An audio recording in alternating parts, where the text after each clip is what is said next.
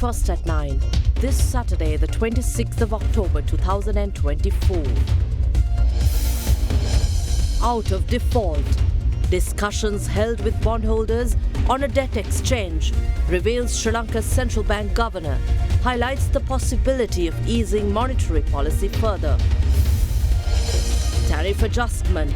Ceylon Electricity Board proposes a 6% electricity tariff revision to the PUCSL. ඔබේ විශ්වාසය දෙනු සෙන්සුරයින් දැන් ළඟමැති ෆාමසියෙන් ලබාගත හැක. Crunchy goodness for hunger on the go. This is Derana First at 9 with Indivari Amuata. Live from Studio 24 in Colombo. And a very warm welcome to First at 9, your primetime English news service here at Derana 24. We have a number of stories to report tonight, and we take you straight to your top local news. A Sri Lankan delegation attending the annual meetings of the World Bank and the IMF in Washington, D.C. held discussions with bondholders on the subject of a debt exchange in a bid to elevate Sri Lanka from default category as soon as possible. This was revealed by Central Bank Governor Dr. Nandalal Veerasinghe. The central bank chief is of the view that there is more scope to loosen monetary policy. However, the decision depends on the economic outlook when policy makers meet late next month. Speaking to Reuters on the sidelines of the International Monetary Fund World Bank annual meetings in Washington, D.C., Central Bank Governor Dr. Nandalal Veerasinghe said the Sri Lankan delegation met with the country's bondholders in Washington earlier this week to discuss a debt exchange. He said the discussions were aimed at taking Sri Lanka out of the default category as soon as possible. The government has appointed Citigroup Global Markets as the dealer manager for the proposed sovereign bond exchange following a competitive bidding process. The government intends to launch the formal exchange process at the earliest possible opportunity in order to conclude Sri Lanka's public debt restructuring process. Speaking further, the central bank chief said the next review of the IMF program will be delayed, however did not mention a timeline on when it would happen or whether it would be before the end of this year. Earlier this month, the International Monetary Fund, following the conclusion of their visit to Colombo, said it would continue to engage with Sri Lanka's economic team to set a date for the third review. Further, Central Bank Governor Dr. Veerasinghe noted that, depending on how fast economic reforms can be implemented, the Sri Lankan economy is expected to grow around 3% in 2025. Meanwhile, in another interview with Bloomberg, the central bank governor said he sees scope to loosen monetary policy, however adding that any decision will depend on the economic outlook when policymakers meet late next month. Dr. Veerasinghe said that while it's too soon to comment on any decision ahead of the policy rate meeting which will take place on the 26th of November, indicators pointed to conditions for potential interest rate cuts. Horizon Campus 2024 Intake 2. Register now. ඔබ සමගින් පෙරට Union Assurance. Welcome to Cinnamon Life, South Asia's biggest entertainment hub, where awe awaits. කාගෙත් ප්‍රියතම Maliban biscuit දැන් 30ක් සීනි අඩුවෙන්. රස දන්න කාටත් හරි ෂෝක්. Sadaharita Plantations Limited, celebrating 22 years of your trust. While emphasizing that the International Monetary Fund is the first responder to countries in times of trouble, IMF Managing Director Kristalina Georgieva highlighted Sri Lanka as one of its recent successors. She made these comments while addressing a plenary at the World Bank IMF annual meetings which commenced yesterday in the United States. In March last year, the IMF approved a $2.9 billion extended fund facility to Sri Lanka in order to restore the island's macroeconomic stability and debt sustainability. The annual meetings of the World Bank and the International Monetary Fund bring together central bankers, ministers of finance and development, parliamentarians, private sector executives, representatives from civil society organizations and academics to discuss issues of global concern, including the world economic outlook, poverty eradication, economic development and aid effectiveness. Further, it also features seminars, regional briefings, press conferences and many other events focused on the global economy, international development and the world's financial system. This year's annual meetings commenced yesterday in Washington, D.C. in the United States. Speaking at a plenary session of the annual meetings, Managing Director of the IMF, Kristalina Georgieva, commented on their support extended to nations that are vulnerable to economic shocks. We are the world's essential transmission line for the sharing of country experiences across our membership. And then there is the fund's unique role as a lender at the center of the global financial safety net. We are the first responder in times of trouble. Countries know we are here to catch them if they fall, especially the poorest and most vulnerable. We have stepped up our lending to support reforms and help vulnerable countries address balance of payment needs and build resilience in the face of multiple shocks. Barbados and Benin, Cabo Verde and Costa Rica, Moldova and Morocco, Suriname and Sri Lanka, just to name a few. The list of recent IMF program successes is long. Representing Sri Lanka, a delegation including Central Bank Governor Dr. Nandalal Veerasinghe, Treasury Secretary Mahinda Siriwardana and Senior Economic Advisor to the President Duminda Hulangamuwa are in the US to participate in the meetings.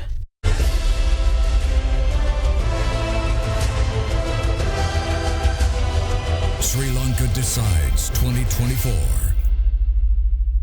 President Anura Dissanayake revealed that the Sri Lankan delegation attending the IMF World Bank annual meetings is engaged in discussions with the International Monetary Fund regarding the budget proposals upcoming.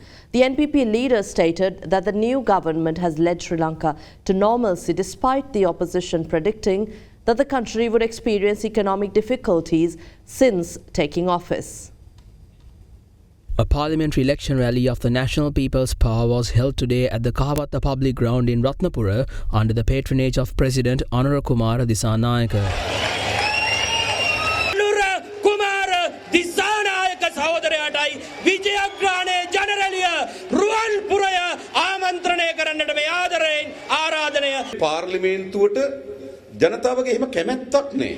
People don't like those who are elected to parliament. What is the reason for this? This is mainly because it is the corrupt who represent the parliament and those who shift sides are in parliament. Even those who are found guilty of crimes represent the parliament. Not only this, but there were disputes which arose within the premises. Some even made decisions that were unfavorable for the public. However, I request that the people cast their votes for the politicians representing the National People's Power to elect the best parliament in Sri Lankan history. A government economic consultant together with several representatives of the Ministry of Finance are currently holding discussions with the IMF regarding the various proposals to form a budget which is suitable for the country. Certain parties claim that we would flee the country. Some even said that gas and fuel shortages would arise if I were to assume the office of the president. However, we ensured that such incidents would never happen in the country.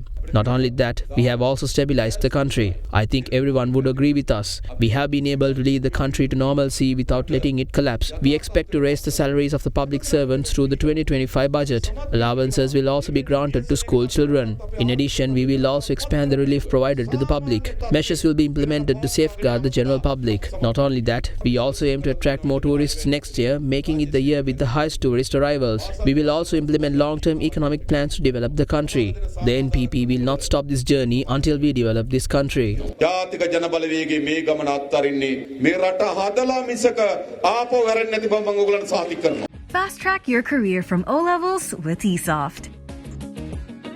කාගෙත් ප්‍රියතම Maliban biscuit දැන් 30ක් සීනි අඩුවෙන්. රස දන්න කාටත් හරිෂෝ. දරුවන් ගැන ඒ තරම්ම හිතන නිසයි ලංකාවේ අම්මලා විශ්වාසයෙන් මෙලිබන් කිරිම දෙන්නේ. After O-Levels, start your Australian university degree in just 8 months with ACBT's Foundation Program. Enrollments close on 21st October. Call 071 115 1234 for Colombo or 077 011 3223 for Kandy. Leader of the Samaki Jana Balawegya, Sajith Premadasa, vowed to grant tax relief to resolve issues that have arisen due to increased taxes and the higher cost of living. Addressing a meeting, Premadasa pointed out that the incumbent government has failed to bring down taxes despite it being one of their key pledges before the presidential poll. Another public meeting of the Samaki Jana Balawegya aimed at the 2024 general election was held today in Maharagama under the patronage of party leader Sajith Premadasa. President Anur Kumar Dissanayaka pledged to repeal certain taxes once elected to the presidency. They engaged in discussions with the IMF for 2 consecutive days. However, the incumbent government has failed to reach an agreement with the IMF to reduce taxes. The country's tax system cannot be altered without concurrence from the IMF.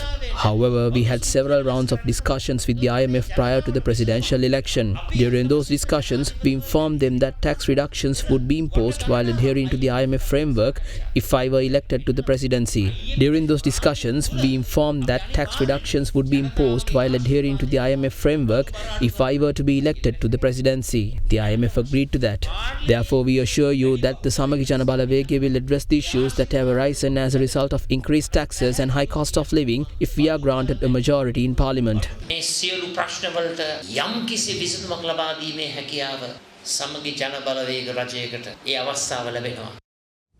Leader of the Sarva Jana Balaya, Dilith Jayavira, says his alliance will improve the standard of Sri Lanka's parliament, while highlighting that over 60% of Sri Lankans voted against the incumbent president at the recent presidential poll. Jayavira asserted that his alliance, the Sarva Jana Balaya, is the most suited to represent the voices of that 60% in parliament.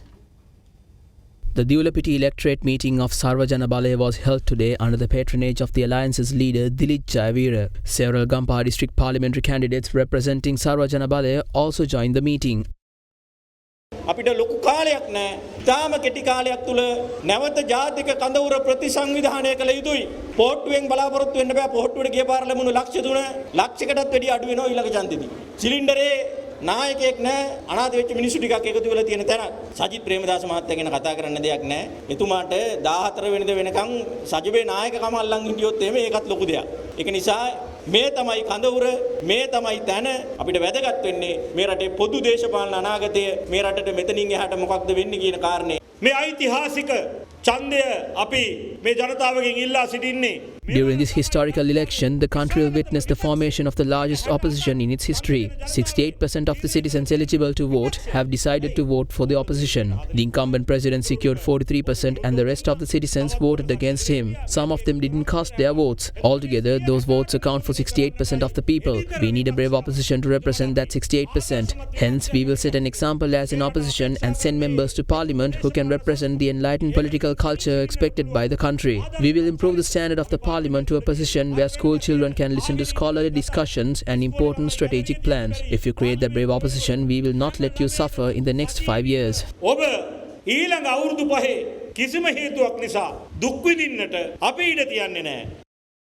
And here's a look at some voices expressed during the rallies ahead of the general elections. විපක්ෂයේත් රට පාලනය කිරීමේ කොටස ආණ්ඩුපක්ෂ විතරක් නෙමෙයි රට පාලනය කිරීම සඳහා විපක්ෂයේත් සම්බන්ධ වෙන්න ඕනේ. ඒකයි ආණ්ඩුපක්ෂ විපක්ෂය කියලා දෙකක් පාර්ලිමේන්තුවේ තියෙන්නේ. ආණ්ඩුව කරන හැම එකටම විරුද්ධ වෙන්න නෙමෙයි. රටට අවශ්‍ය එඩිතර විපක්ෂය බිහි කිරීම සඳහා තමයි ਸਰව ජන බලය මේ වතාවේ තරගවදින්නේ. අපි නම් විපක්ෂයක් ගන්න මේ මැතිවරණ ඉදිරිපත් වෙලා නැහැ. අපි පැහැදිලිවම ආණ්ඩුකරණය සඳහා පාර්ලිමේන්තුවක් ඇති කරන්න තමයි අපි ඉදිරිපත් වෙලා තියෙන ගෑස් සිලින්ඩරේ. මේ අය දිගින් දිගටම ප්‍රකට කරලා තියෙන්නේ තමන් පෙන්නපු මායාව අද එකෙන් බින්ද වැටිලා කැඩිලා විසිවිලා සුළු විසුළු වෙලා තියෙනවා. මේ රටක් අපි හදන්න. ඉතින් තුන් දෙනෙක් මෙහෙම වැඩ ටික කරනවා නම් ඉදිරි පාර්ලිමේන්තුවට ජනාධිපතිතුමාගේ පැත්තට මාලිමාවේ පැත්තට හොඳ മന്ത്രിවරු කණ්ඩායමක් වැඩි മന്ത്രിවරු කණ්ඩායමක් බිහි කරොත් මේිට වැඩි හොඳ වැඩ ටිකක් වෙයිද නැද්ද? වෙනවා. හැබැයි ඉතින් කෝටම 113 හදාගන්න බැරි වුණොත් පාර්ලිමේන්තුවට පත් වෙන മന്ത്രിවරු සාකච්ඡා කරලා සුසු අගමැතිවරයෙක් පත් කරලා ආණ්ඩුවක් හදන එක තමයි සාමාන්‍ය තත්ත්වය. ඉතින් මේ ලංකා ඉතිහාසයේ වෙලා තියෙන දෙයක්. මේ තත්ත්වයටපත් වෙන්නත් ඉඩ තියෙනවා. පාර්ලිමේන්තුව තුළ සුවිශේෂී බලයක් එක්ක මෙරටේ තීරණාත්මක දේශපාලන සාධකයේ බවට අපේ පක්ෂය ඉදිරි කාල සීමාව තුළ අපි පරිවර්තනය කරනවා කියන එකත් අපි ඔබ මුල්ලාස්තරේ තමත් වගකීමකින් කියනවා මගේ ආදරය අපේලා. හිරේ ඉඳලා ආවට පස්සේ මගෙන් ජනතාව අහපු එක දෙයක් තිබුණා. ආයෙත් දේශපාලනට එනවද කියලා. අපි ඇයි අර හොරු ඉන්න ඒ පක්ෂ වලට ගිහිල්ලා මුක්කු ගහන්නේ? අලුත්ම නැවුම් පිරිසිදු පක්ෂයක් පිහිටමු. ඒ පක්ෂය තමයි එක්සත් ප්‍රජාතන්ත්‍රවාදී හඬ කියලා අද මේ එළි දක්වන්නේ.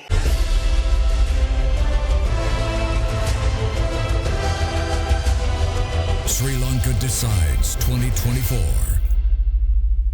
The Alpitiya Pradesh Sabha election was held today with a reported 63% voter turnout at the close of polling. With over 50,000 votes eligible to cast their votes this year, 8 recognized political parties and an independent group contested the election. 29 members to the Alpitiya Pradesh Sabha. The Election Commission said the overall election result is expected by around 10 p.m. tonight. The Alpitiya Pradesh Sabha election, the first election to be held in the country after the 2024 presidential election, commenced at 7 a.m. this morning at 48 polling centres. 8 recognized political parties and an independent group contested to elect 29 members of the Alpitiya Pradesh Sabha. The Election Commission noted that a total of 55,643 voters are eligible to cast their votes this year. Nearly 600 government employees oversaw the polling activities, while 500 police officers were deployed to ensure public safety. Further, observers of the People's Action for Free and Fair Elections were also deployed at all the polling stations to the election. The counting of votes commenced at the respective polling stations after the conclusion of the polling at 4 p.m. Galle District Returning Officer W.A. Dharmasiri said a 63% voter turnout was reported at the close of polling.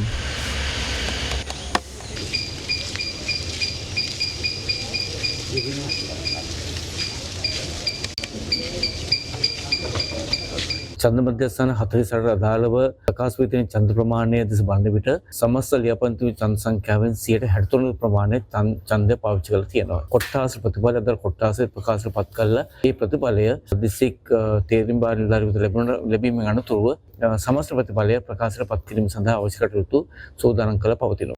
The result of the Alpitiya Pradesh Sabha election is scheduled to be announced at 10 p.m. at the Galle District Secretariat. එක් දේශපාලන පක්ෂය ලබාගත් ඡන්ද සංඛ්‍යාව අනුව ඔවුන්ට හිමි වෙන ආසන සංඛ්‍යාව කීයද? ඒකෙන් ඔවුන් එතෙක් කොට්ටාස ජයග්‍රහණය කර ප්‍රමාණය කීයද? එහෙමනම් ඉතිරි ආසන සංඛ්‍යාව කියන පිළිබඳව නිවේදනය නිකුත් කරන ලබනවා. ඔක්කොම එකට එකතු කරලා අවසාන එක ප්‍රතිඵලයක් තමයි නිකුත් කරන්න තියෙන්නේ. තේරීම් බල්දර සඳහන් කර තිබා රාත්‍රී 10 වෙනකොට සම්පූර්ණ ප්‍රතිඵල ලබා දීම අවසන් කරන්න පුළුවන් කියලා.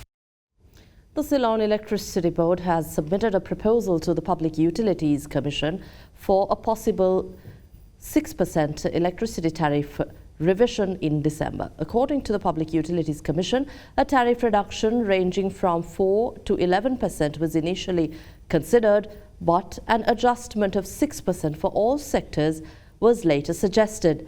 The PUCSL, the regulating body, added that the relevant proposals are being reviewed and will be forwarded to the Electricity Board tomorrow for further notifications and modifications.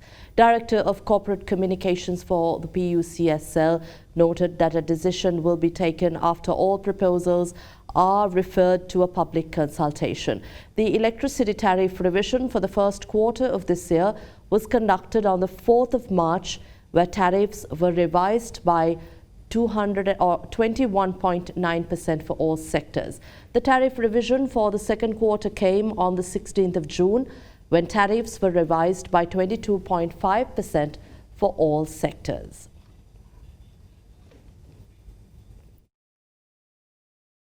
And here's a look at some local news in brief.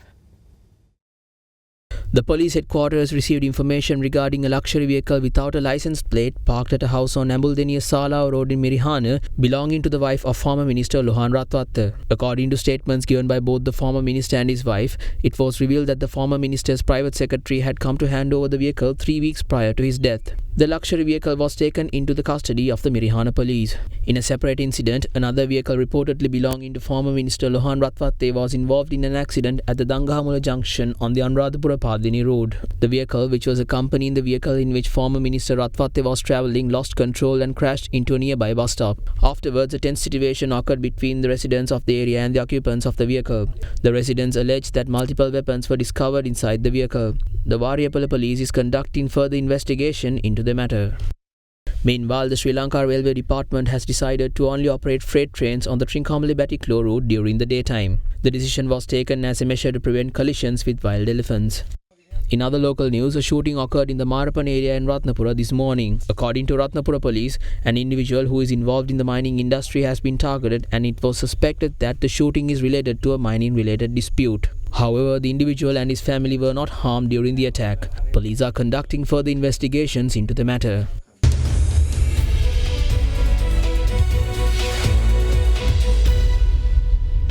Welcome back. We take you to your business affairs. The European Union reaffirmed its commitment to supporting Sri Lanka to expand market access and enhance employment opportunities within the EU region.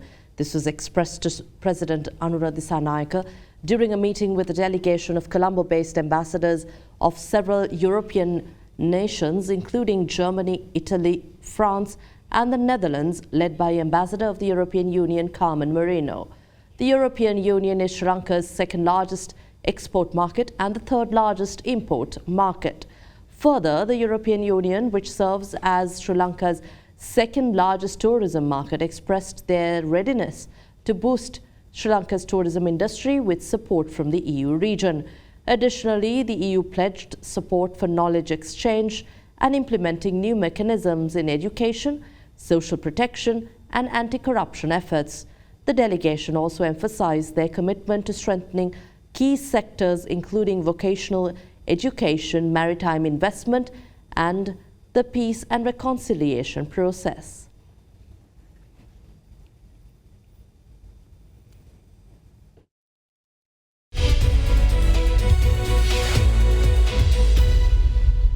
Taking you to our corporate news segment, the Securities and Exchange Commission of Sri Lanka, in collaboration with the Colombo Stock Exchange, recently conducted an investor forum in Marthale to raise awareness on investor protection. Also in corporate affairs, US fast food outlet McDonald's formally terminated its franchise partnership with Sri Lanka, a Sri Lankan operator International Restaurant Systems Private Limited, following a mutually agreed legal settlement. With that, here's a look at more corporate affairs in brief. McDonald's Corporation and International Restaurant Systems Private Limited officially terminated their franchise relationship in Sri Lanka. The two companies reached a mutually agreeable legal settlement, marking the end of their collaboration in the country. In the meantime, the Securities and Exchange Commission of Sri Lanka, in collaboration with the Colombo Stock Exchange, recently conducted an investor forum in Marthale to raise awareness of investor protection. The forum, which saw the attendance of over 130 participants, provided insights to both potential and existing investors in Marthale regarding financial literacy and investor education in making informed investment decisions. In addition, the forum also emphasized the importance of educating the public about investment opportunities in the stock market. In other corporate news, National Development Bank PLC received a second-party opinion from Sustainable Fitch regarding its sustainable bond framework. The SPO, which provides an independent assessment of NDB's framework, rated the alignment of the bank's sustainability bond framework as good based on international recognized principles and guidelines set by the International Capital Market Association. The sustainable bond framework enables NDB to finance or refinance projects under several green and social categories to support Sri Lanka's national environmental protection and social advancement goals.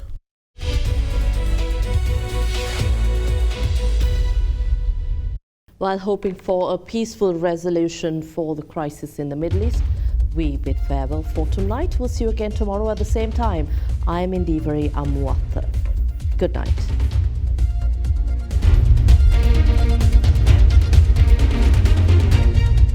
For news and information you can trust 24 hours a day, visit adaderana.lk.